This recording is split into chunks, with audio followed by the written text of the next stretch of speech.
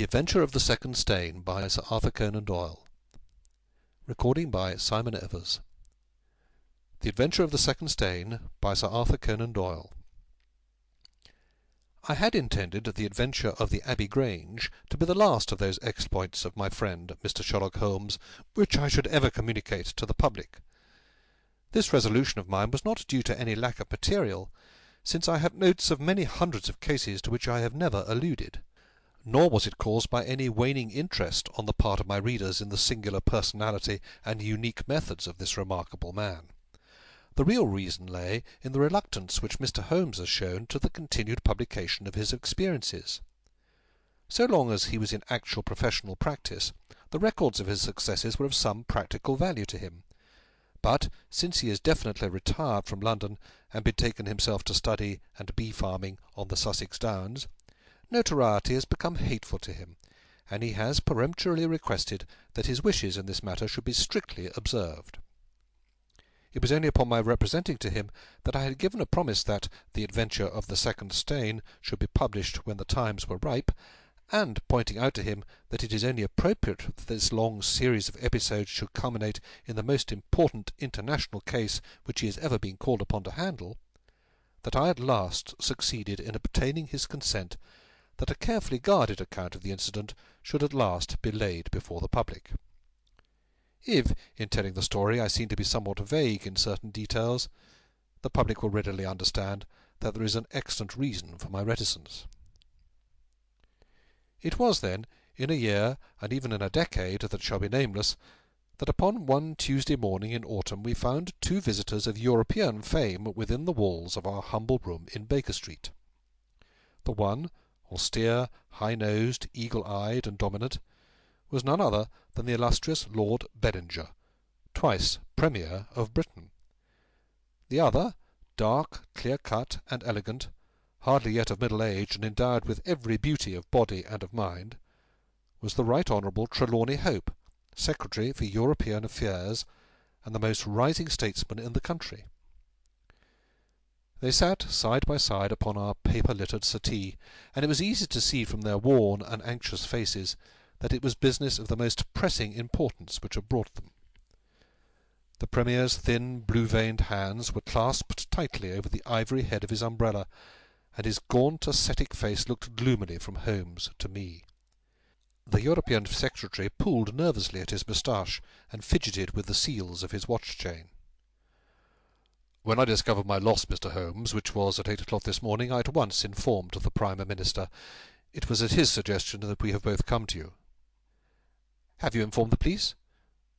"No, sir," said the Prime Minister, with the quick, decisive manner for which he was famous. "We have not done so, nor is it possible that we should do so. To inform the police must, in the long run, mean to inform the public. This is what we particularly desire to avoid." "And why, sir?"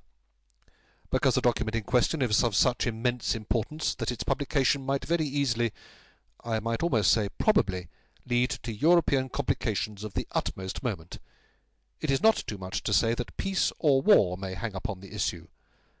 Unless its recovery can be attended with the utmost secrecy, then it may as well not be recovered at all, for all that is aimed at by those who have taken it is that its contents should be generally known."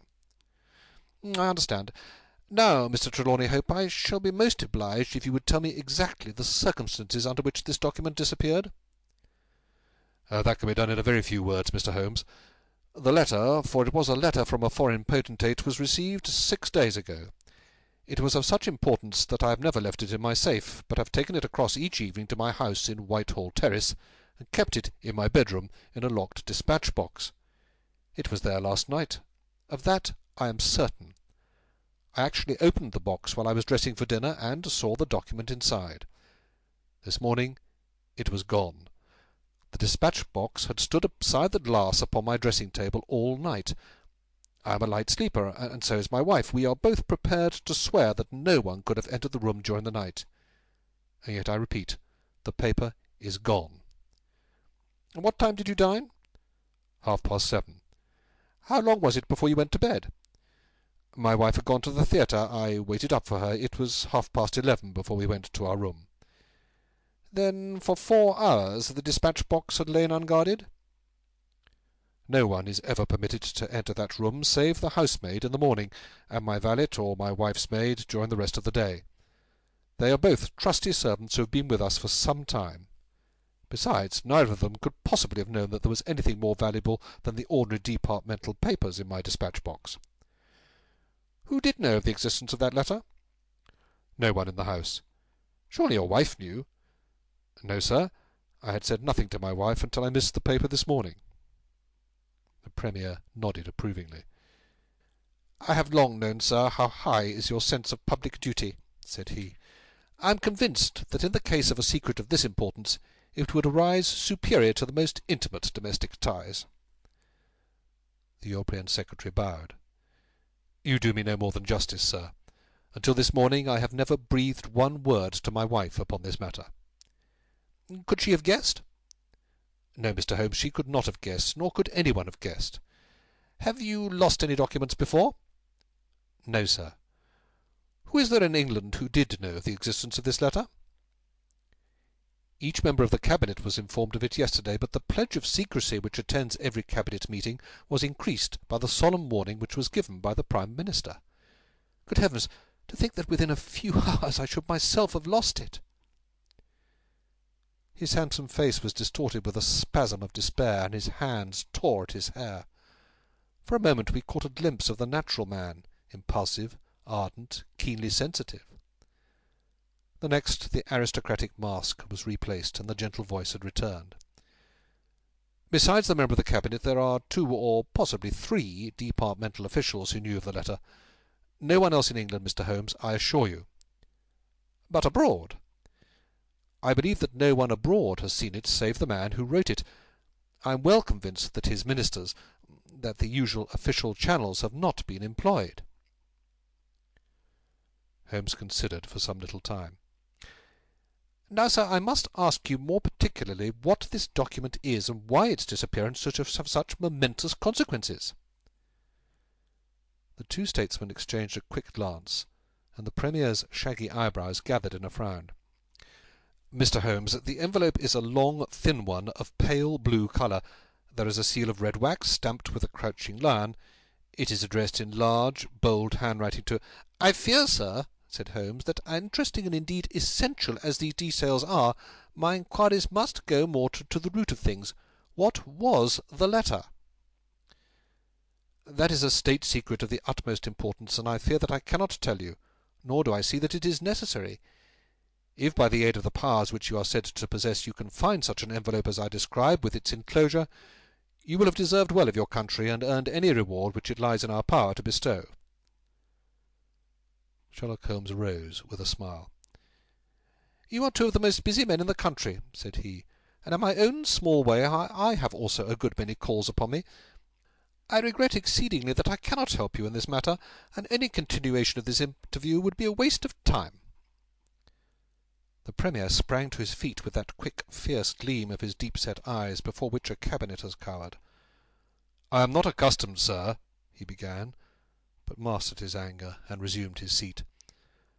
For a minute or more we all sat in silence. Then the old statesman shrugged his shoulders. We must accept your terms, Mr. Holmes. No doubt you are right, and it is unreasonable for us to expect you to act unless we give you our entire confidence. I agree with you, said the younger statesman. Then I will tell you, relying entirely upon your honour and that of your colleague Dr. Watson. I may appeal to your patriotism also, for I could not imagine a greater misfortune for the country than that this affair should come out. You may safely trust us. The letter, then, is from a certain foreign potentate who has been ruffled by some recent colonial developments of this country. It has been written hurriedly and upon his own responsibility entirely. Inquiries have shown that his ministers know nothing of the matter. At the same time, it is couched in so unfortunate a manner, and certain phrases in it are of so provocative a character, that its publication would undoubtedly lead to a most dangerous state of feeling in this country. There will be such a ferment, sir, that I do not hesitate to say that within a week of the publication of that letter, this country will be involved in a great war. Holmes wrote a name upon a slip of paper and handed it to the Premier. Exactly, it was he, And it is this letter which may well mean the expenditure of 1,000 millions and the lives of 100,000 men, which has become lost in this unaccountable fashion. Have you informed of the sender?" "Yes, sir, a cipher telegram has been dispatched." "Perhaps he desires the publication of the letter?" "No, sir, we have strong reason to believe that he already understands that he has acted in an indiscreet and hot-headed manner. It would be a greater blow to him and to his country than to us, if this letter were to come out." "If this is so, whose interest is it that the letter should come out? Why should anyone desire to steal it or to publish it?" "There, Mr. Holmes, you take me into regions of high international politics. But if you consider the European situation, you will have no difficulty in perceiving the motive. The whole of Europe is an armed camp. There is a double league which makes a fair balance of military power. Great Britain holds the scales. If Britain were driven into war with one confederacy, it would assure the supremacy of the other confederacy, whether they join in the war or not. Do you follow?" "Very clearly. It is, then, the interest of the enemies of this potentate to secure and publish this letter, so as to make a breach between his country and ours?" "Yes, sir." "And to whom would this document be sent if it fell into the hands of an enemy?" "To any of the great chancelleries of Europe. It is probably speeding on its way thither at the present instant, as fast as steam can take it." Mr. Trelawney Hope dropped his head on his chest and groaned aloud. The Premier placed his hand kindly upon his shoulder. "It is your misfortune, my dear fellow. No one can blame you. There is no precaution which you have neglected. Now, Mr. Holmes, you are in full possession of the facts. What course do you recommend?" Holmes shook his head mournfully. "You think, sir, that unless this document is recovered, there will be war?" "I think it is very probable." "Then, sir, prepare for war." "That is a hard saying, Mr. Holmes." "Consider the facts, sir. It is inconceivable that it was taken after 11:30 at night, since I understand that Mr. Hope and his wife were both in the room from that hour until the loss was found out. It was taken, then, yesterday evening between 7:30 and 11:30, probably near the earlier hour, since whoever took it evidently knew that it was there and would naturally secure it as early as possible. Now, sir, if a document of this importance were taken at that hour, where can it be now? No one has any reason to retain it. It has been passed rapidly on to those who need it. What chance have we now to overtake it, or even to trace it? It is beyond our reach."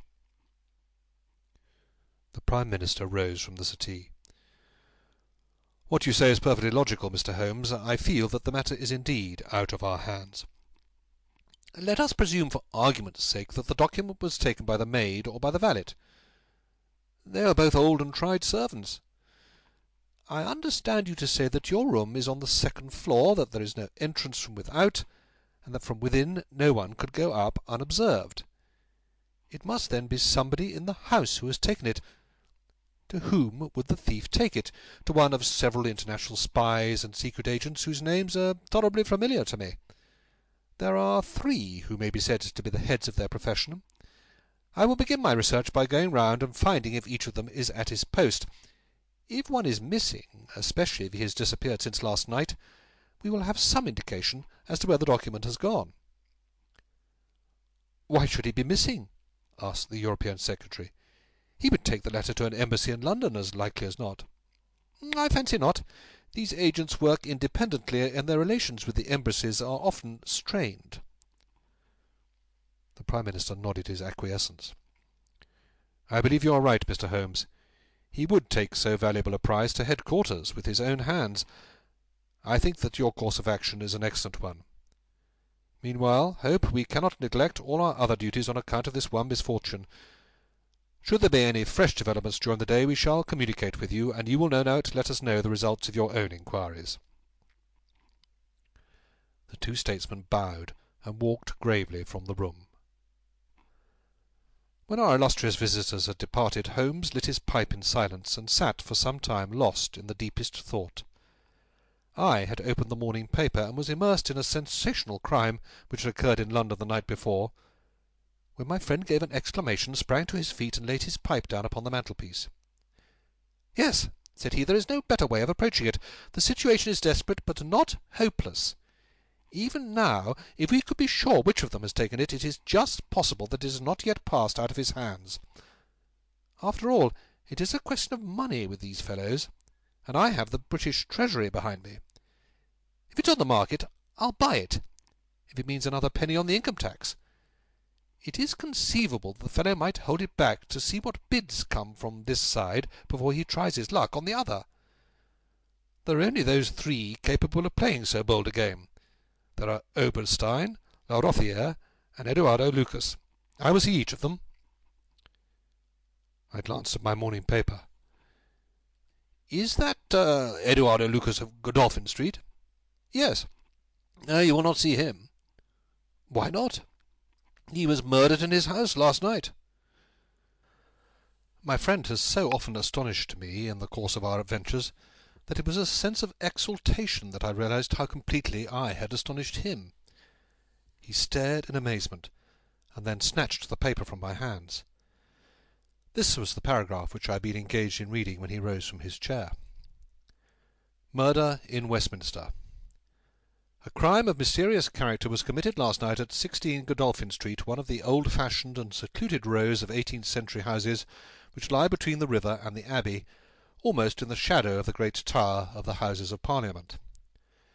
This small but select mansion has been inhabited for some years by Mr. Eduardo Lucas, well known in society circles both on account of his charming personality and because he has the well-deserved reputation of being one of the best amateur tenors in the country.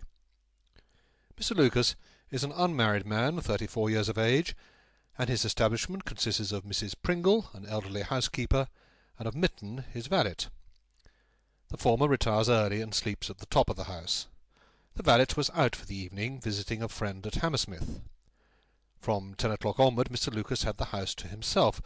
What occurred during that time has not yet transpired, but at 11:45 Police Constable Barrett, passing along Godolphin Street, observed that the door of number 16 was ajar. He knocked, but received no answer.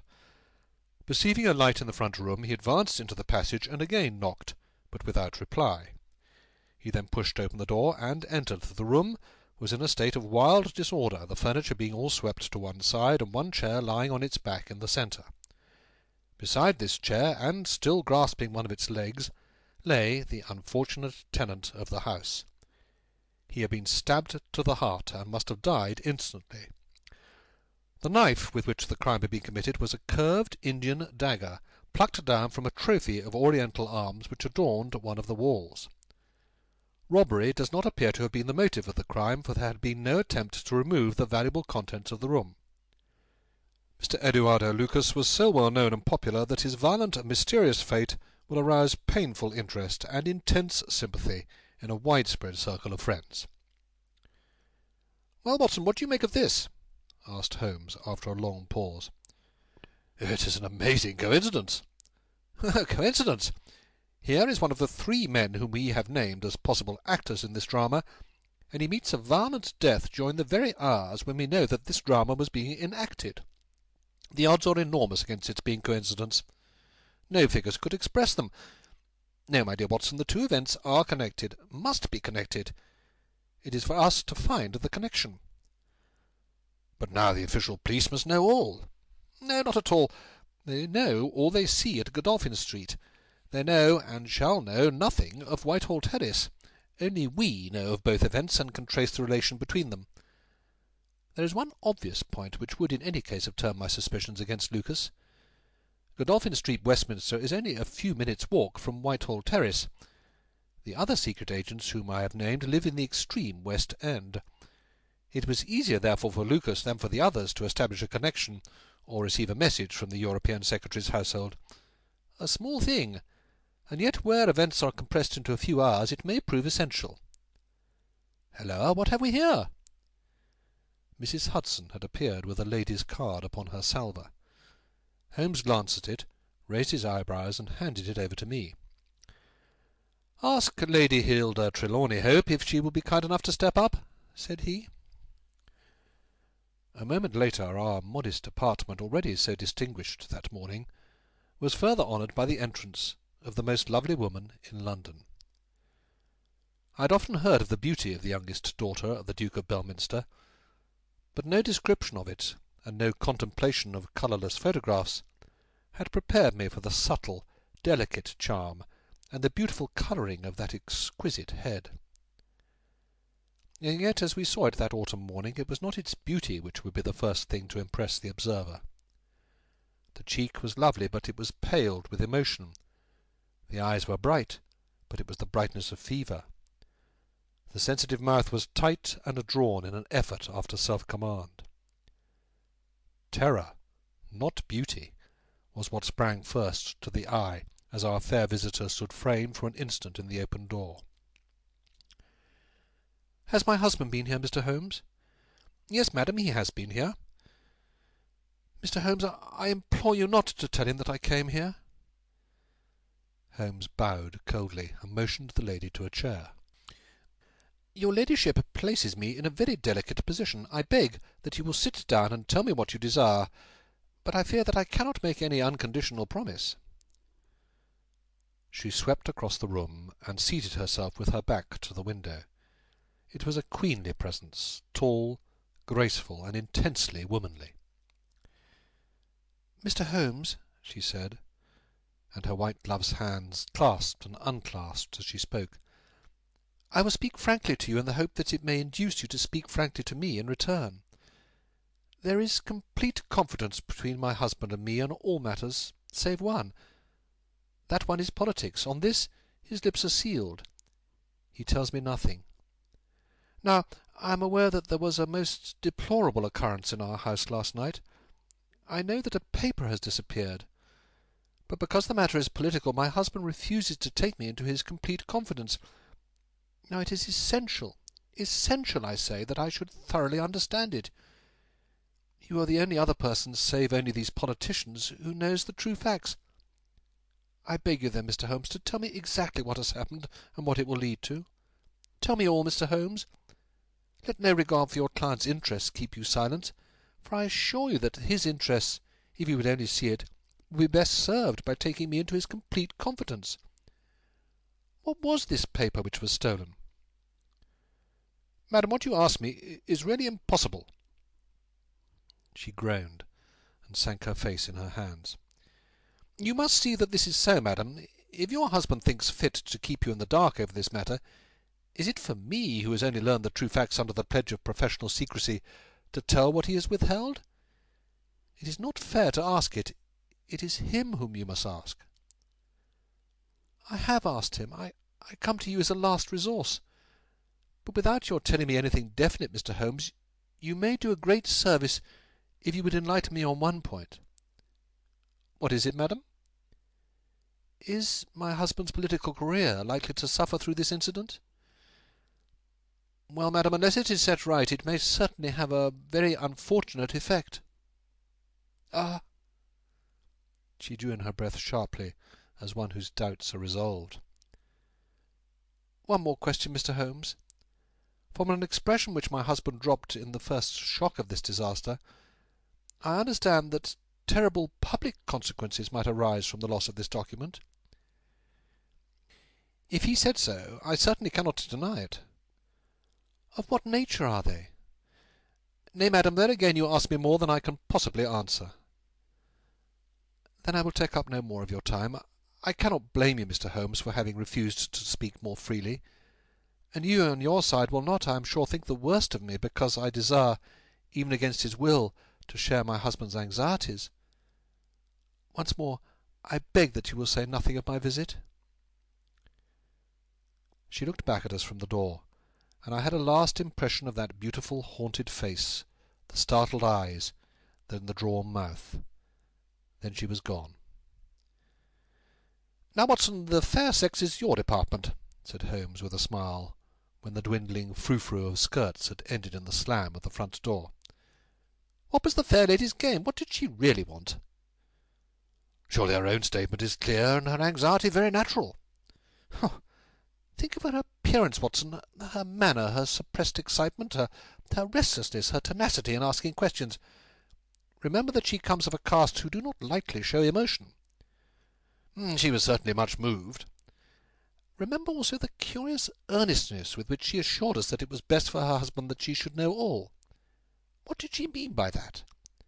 And you must have observed, Watson, how she manoeuvred to have the light at her back. She did not wish us to read her expression. Yes, she chose the only chair in the room. And yet the motives of women are so inscrutable. You remember the woman at Margate whom I suspected for the same reason? No powder on her nose. That proved to be the correct solution. How can you build on such a quicksand? Their most trivial action may mean volumes, or their most extraordinary conduct may depend upon a hairpin or a curling tongs. Good morning, Watson. You're off? Yes, I will while away the morning at Godolphin Street with our friends of the regular establishment. With Eduardo Lucas lies the solution of our problem, though I must admit that I have not an inkling as to what form it may take. It is a capital mistake to theorize in advance of the facts. Do you stay on guard, my good Watson, and receive any fresh visitors. I'll join you at lunch if I am able. All that day, and the next, Holmes was in a mood which his friends would call taciturn, and others morose. He ran out and ran in, smoked incessantly, played snatches on his violin, sank into reveries, devoured sandwiches at irregular hours, and hardly answered the casual questions which I put to him. It was evident to me that things were not going well with him or his quest. He would say nothing of the case, and it was from the papers that I learned the particulars of the inquest, and the arrest with the subsequent release of John Mitten, the valet of the deceased.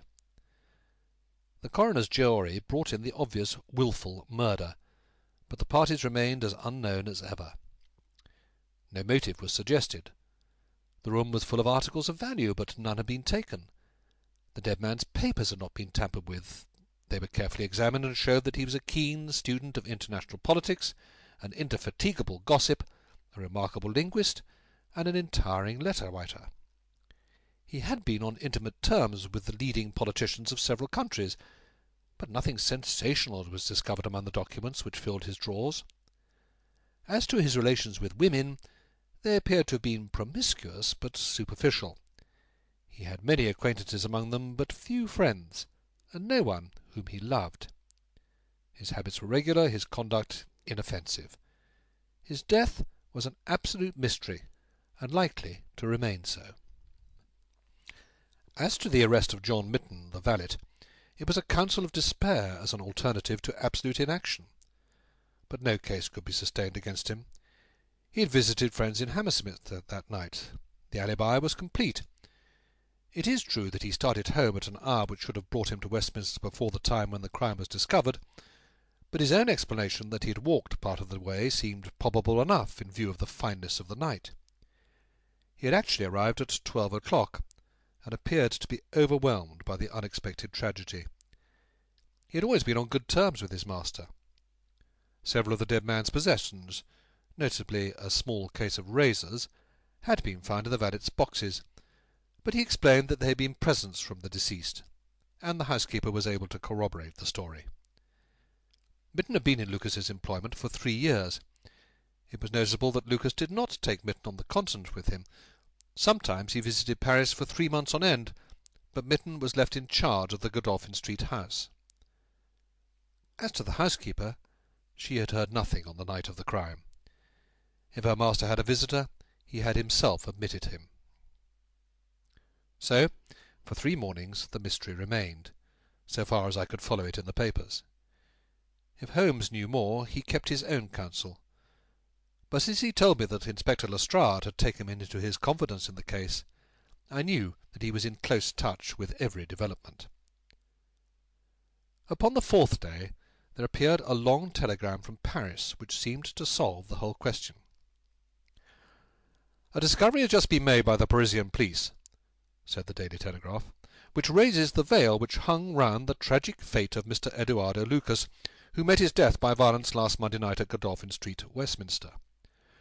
Our readers will remember that the deceased gentleman was found stabbed in his room, and that some suspicion attached to his valet, but that the case broke down on an alibi.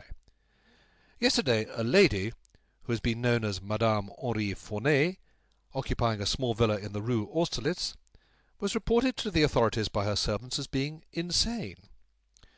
An examination showed she had indeed developed mania of a dangerous and permanent form.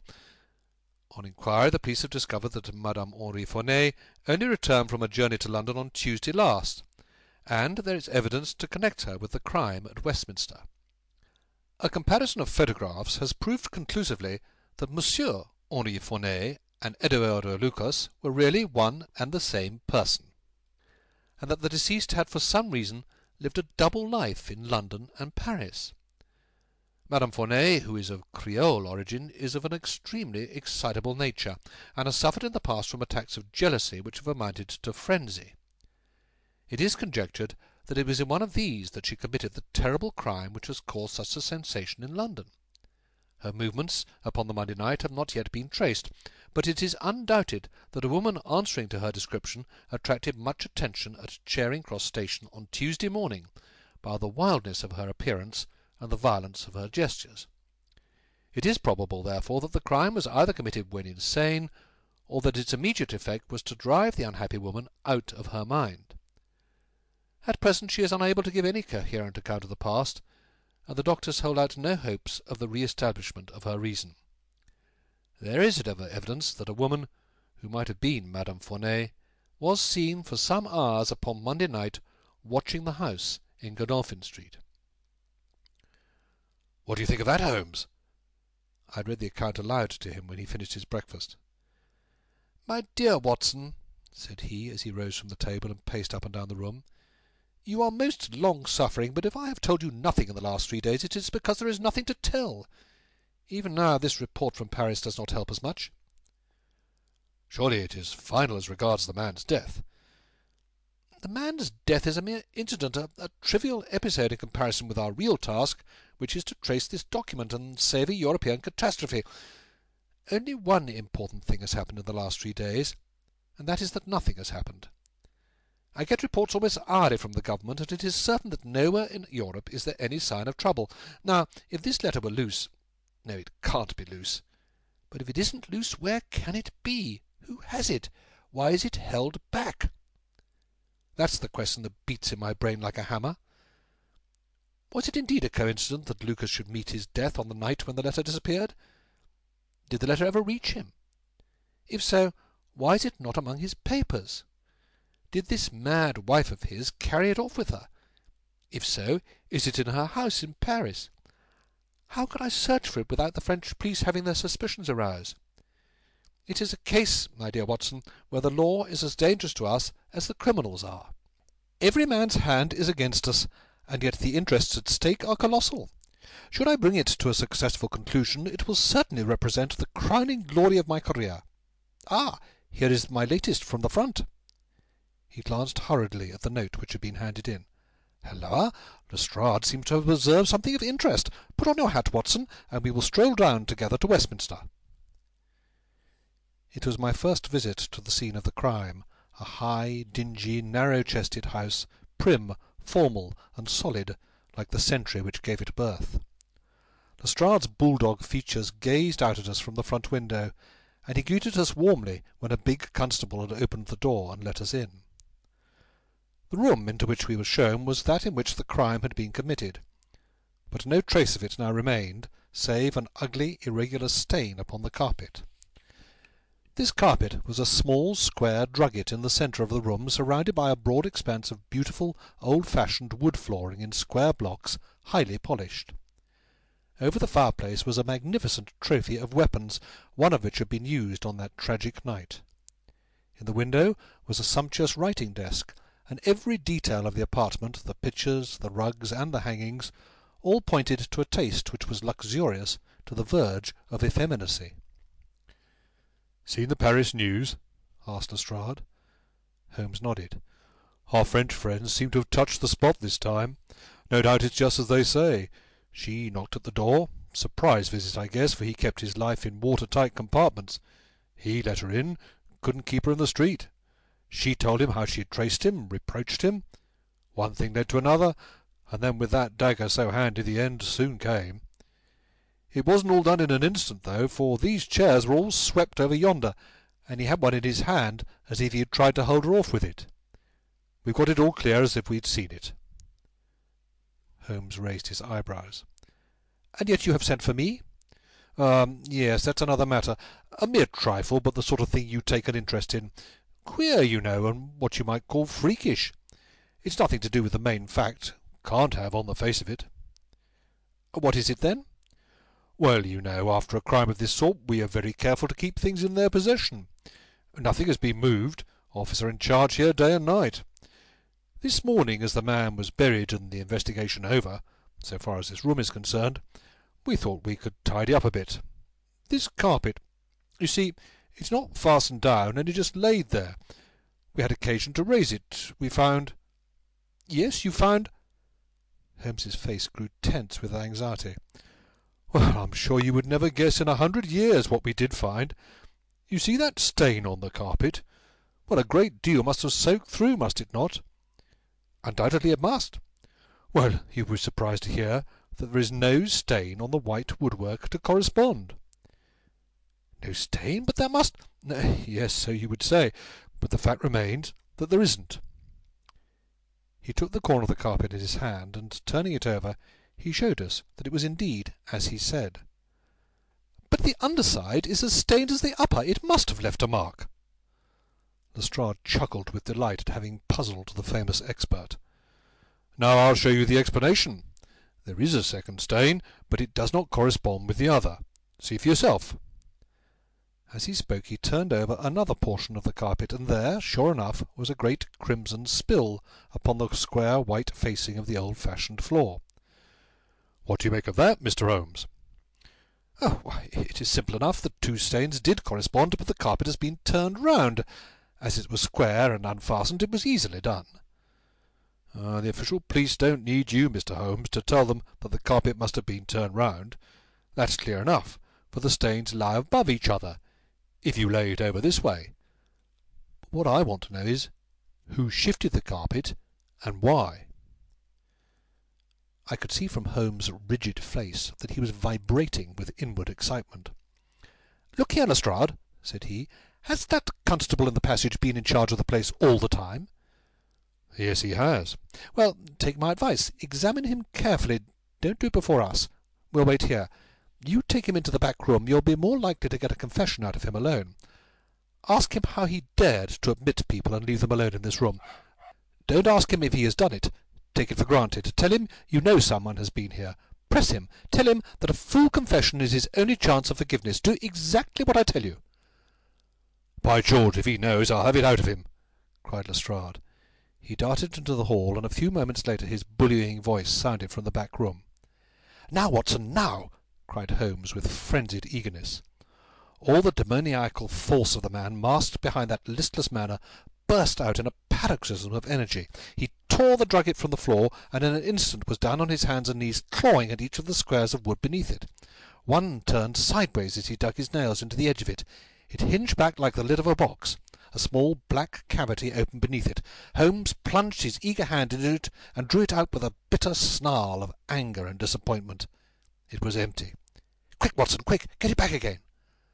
The wooden lid was replaced, and the drugget had only just been drawn straight when Lestrade's voice was heard in the passage. He found Holmes leaning languidly against the mantelpiece, resigned and patient, endeavouring to conceal his irrepressible yawns. "Sorry to keep you waiting, Mr. Holmes. I can see that you're bored to death with the whole affair. Well, he has confessed all right. Come in here, Macpherson. Let these gentlemen hear of your most inexcusable conduct." The big constable, very hot and penitent, sidled into the room. "I meant no harm, sir. I'm sure the young woman came into the door last evening, mistook the house, she did, and then we got talking. It's lonesome when you're on duty here all day." "Well, what happened then?" "She wanted to see where the crime was done, had read about it in the papers, she said. She was a very respectable, well-spoken young woman, sir, and I saw no harm in letting her have a peep. When she saw that mark on the carpet, down she dropped on the floor and lay as if she were dead. I ran to the back and got some water, but I couldn't bring her to. Then I went round the corner to the ivy plant for some brandy. By the time I brought it back, the young woman had recovered and was off. Ashamed of herself, I dare say, and dared not face me." "How about moving that drugget?" "Well, sir, it was a bit rumpled, certainly, when I came back. You see, she fell on it, and it lies on a polished floor with nothing to keep it in place. I straightened it out afterwards." "It's a lesson to you that you can't deceive me, Constable Macpherson," said Lestrade with dignity. "No doubt you thought that your breach of duty could never be discovered, and yet a mere glance at that drugget was enough to convince me that someone had been admitted to the room. It's lucky for you, my man, that nothing is missing, or you would find yourself in Queer Street. I'm sorry to have to call you down over such a petty business, Mr. Holmes, but I thought the point of the second stain not corresponding with the first would interest you." "Certainly it was most interesting. Has this woman only been here once, Constable?" "Oh, yes, sir, only once." "Who was she?" "I don't know the name, sir. Was answering an advertisement about typewriting, and came to the wrong number.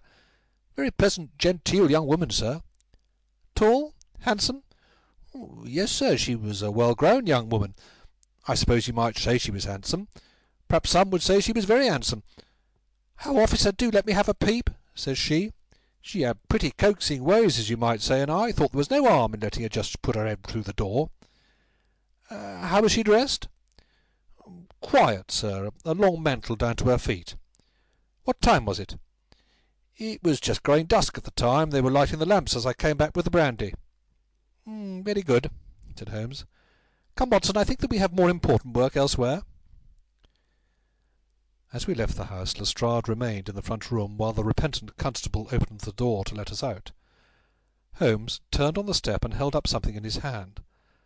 The constable stared intently. "Good Lord, sir!"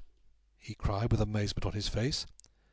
Holmes put his finger on his lips, replaced his hand in his breast pocket, and burst out laughing as we turned down the street. "Excellent," said he. "Come, friend Watson, the curtain rings up for the last act. You will be relieved to hear that there will be no war, that the Right Honourable Trelawney Hope will suffer no setback in his brilliant career, that the indiscreet sovereign will receive no punishment for his indiscretion, that the Prime Minister will have no European complication to deal with, and that with a little tact and management upon our part, nobody will be a penny the worse for what might have been a very ugly incident." My mind filled with admiration for this extraordinary man. "You have solved it!" I cried. "Hardly that, Watson. There are some points which are as dark as ever, but we have so much that it will be our own fault if we cannot get the rest. We will go straight to Whitehall Terrace and bring the matter to a head." When we arrived at the residence of the European Secretary, it was for Lady Hilda Trelawney Hope that Sherlock Holmes inquired. We were shown into the morning-room. "Mr. Holmes," said the lady, and her face was pink with her indignation, "this is surely most unfair and ungenerous upon your part. I desired, as I have explained, to keep my visit to you a secret, lest my husband should think that I was intruding into his affairs. And yet you compromise me by coming here and so showing that there are business relations between us." "Unfortunately, madam, I had no possible alternative. I have been commissioned to recover this immensely important paper. I must therefore ask you, madam, to be kind enough to place it in my hands." The lady sprang to her feet with the colour all dashed in an instant from her beautiful face. Her eyes glazed. She tottered. I thought that she would faint. Then with a grand effort she rallied from the shock, and a supreme astonishment and indignation chased every other expression from her features. You insult me, Mr. Holmes." "Come, come, madam, it is useless. Give up the letter." She darted to the bell. "The butler shall show you out." "Do not ring, Lady Hilda. If you do, then all my earnest efforts to avoid a scandal will be frustrated. Give up the letter, and all will be set right. If you will work with me, I can arrange everything. If you work against me, I must expose you." She stood grandly defiant, a queenly figure, her eyes fixed upon his, as if she would read his very soul. Her hand was on the bell, but she had forborne to ring it. "You are trying to frighten me. It is not a very manly thing, Mr. Holmes, to come here and browbeat a woman. You say that you know something. What is it that you know?" "Pray sit down, madam. You will hurt yourself there if you fall. I will not speak until you sit down." "Thank you." "I give you 5 minutes, Mr. Holmes." "1 is enough, Lady Hilda. I know of your visit to Eduardo Lucas, of your giving him this document, of your ingenious return to the room last night, and of the manner in which you took the letter from the hiding-place under the carpet." She stared at him with an ashen face, and gulped twice before she could speak. You are mad, Mr. Holmes! You are mad!" she cried at last. He drew a small piece of cardboard from his pocket. It was the face of a woman cut out of a portrait. "I have carried this because I thought it might be useful," said he. "The policeman has recognized it." She gave a gasp, and her head dropped back in the chair.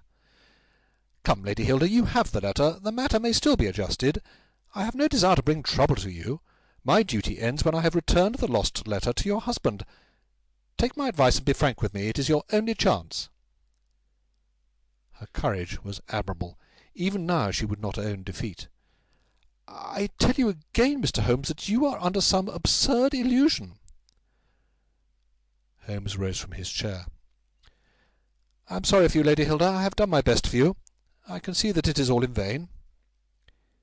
He rang the bell. The butler entered. "Is Mr. Trelawney Hope at home?" "He'll be home, sir, at 1:15.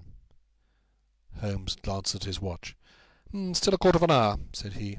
"Very good, I shall wait."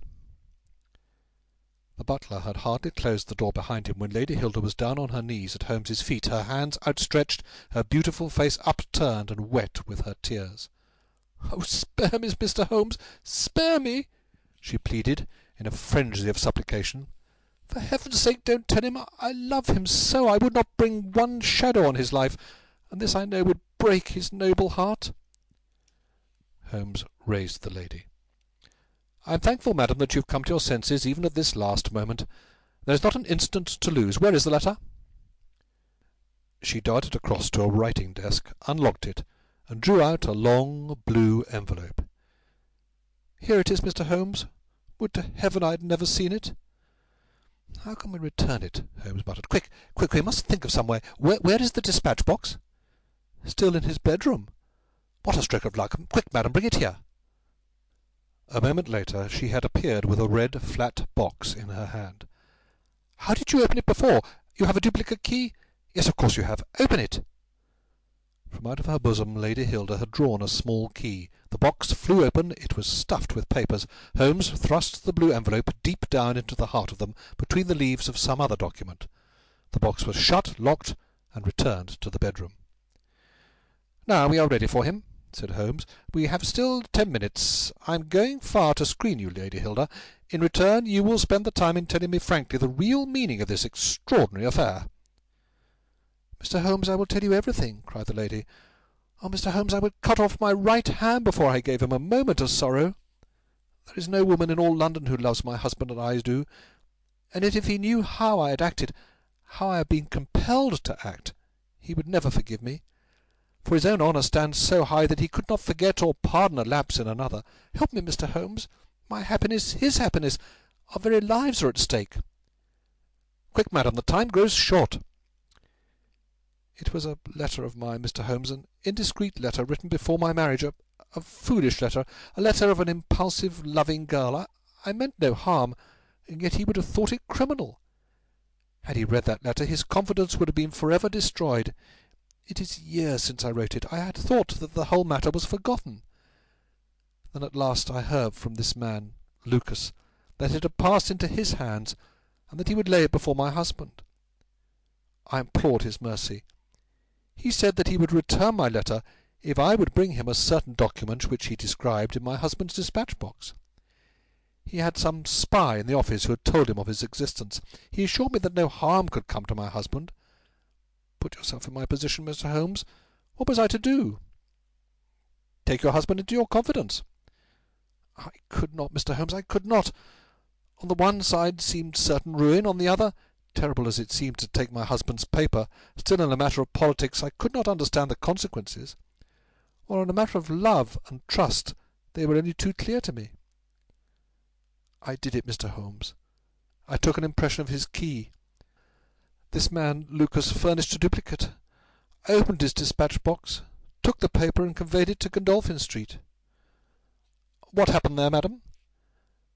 "I tapped at the door as agreed. Lucas opened it. I followed him into his room, leaving the hall door ajar behind me, for I feared to be alone with the man. I remember that there was a woman outside as I entered. Our business was soon done. He had my letter on his desk. I handed him the document. He gave me the letter. At this instant there was a sound at the door. There were steps in the passage. Lucas quickly turned back the drugget, thrust the document into some hiding-place there, and covered it over. What happened after that is like some fearful dream. I have a vision of a dark, frantic face, of a woman's voice which screamed in French, "My waiting is not in vain. At last, I have found you with her." There was a savage struggle. I saw him with a chair in his hand. A knife gleamed in hers. I rushed from the horrible scene, ran from the house, and only next morning in the paper did I learn the dreadful result. That night I was happy, for I had my letter, and I had not seen yet what the future would bring. It was the next morning that I realized that I had only exchanged one trouble for another. My husband's anguish at the loss of his paper went to my heart. I could hardly prevent myself from there and then kneeling down at his feet and telling him what I had done. But that again would mean a confession of the past. I came to you that morning in order to understand the full enormity of my offence. From the instant that I grasped it, my whole mind was turned to the one thought of getting back my husband's paper. It must still be where Lucas had placed it, for it was concealed before this dreadful woman entered the room. If it had not been for her coming, I should not have known where his hiding-place was. How was I to get into the room? For 2 days I watched the place, but the door was never left open. Last night I made a last attempt. What I did and how I succeeded you have already learned. I brought the paper back with me, and thought of destroying it, since I could see no way of returning it without confessing my guilt to my husband. Heavens, I hear his step upon the stair! The European secretary burst excitedly into the room. "Any news, Mr. Holmes? Any news?" he cried. "I have some hopes." "Ah, thank heaven!" His face became radiant. "The Prime Minister is lunching with me. May he share your hopes? He has nerves of steel, and yet I know that he has hardly slept since this terrible event. Jacobs, will you ask the Prime Minister to come up? As to you, dear, I fear that this is a matter of politics. We'll join you in a few minutes in the dining-room." The Prime Minister's manner was subdued, but I could see by the gleam of his eyes and the twitchings of his bony hands that he shared the excitement of his young colleague. "I understand that you have something to report, Mr. Holmes." "Purely negative as yet," my friend answered. "I have inquired at every point where it might be, and I am sure that there is no danger to be apprehended." "But that is not enough, Mr. Holmes. We cannot live for ever on such a volcano. We must have something definite." "I am in hopes of getting it. That is why I am here. The more I think of the matter, the more convinced I am that the letter has never left this house." "Mr. Holmes!" "If it had, it would certainly have been public by now." "But why should anyone take it in order to keep it in this house?" "I am not convinced that anybody did take it." "Then how could it leave the dispatch box?" "I am not convinced that it ever did leave the dispatch box." Mr. Holmes, this joking is very ill-timed. You have my assurance that it left the box." "Have you examined the box since Tuesday morning?" "No, it was not necessary." "You may conceivably have overlooked it." "Impossible, I say." "But I am not convinced of it. I have known such things to happen. I presume there are other papers there. Well, it may have got mixed with them." "It was on the top." "Someone may have shaken the box and displaced it." "No, no, I had everything out." "Oh, surely it is easily decided, Hope," said the Premier. "Let us have the dispatch box brought in." The secretary rang the bell. "Jacobs, bring down my dispatch box. This is a farcical waste of time, but still, if nothing else will satisfy you, it shall be done." "Thank you, Jacobs. Put it here. I have always had the key on my watch-chain. Here are the papers you see. Letters from Lord Merrow, report from Sir Charles Hardy, memorandum from Belgrade, note on the Russo-German grain taxes, letter from Madrid, note from Lord Good heavens, what is this? Lord Bellinger! Lord Bellinger!" The Premier snatched the blue envelope from his hand. "Yes, it is it, and the letter is intact. Hope, I congratulate you." "Oh, thank you, thank you. What a weight from my heart! But this is inconceivable, impossible. Mr. Holmes, you are a wizard, a sorcerer. How did you know it was there?" because I knew it was nowhere else. I cannot believe my eyes." He ran wildly to the door. "Where's my wife? I must tell her that all is well. Hilda! Hilda!" We heard his voice on the stairs. The Premier looked at Holmes with twinkling eyes. "Come, sir," said he, "there is more in this than meets the eye. How came the letter back in the box?" Holmes turned away, smiling from the keen scrutiny of those wonderful eyes. "We also have our diplomatic secrets," said he, and picking up his hat, he turned to the door. End of The Adventure of the Second Stain. Recording by Simon Evers.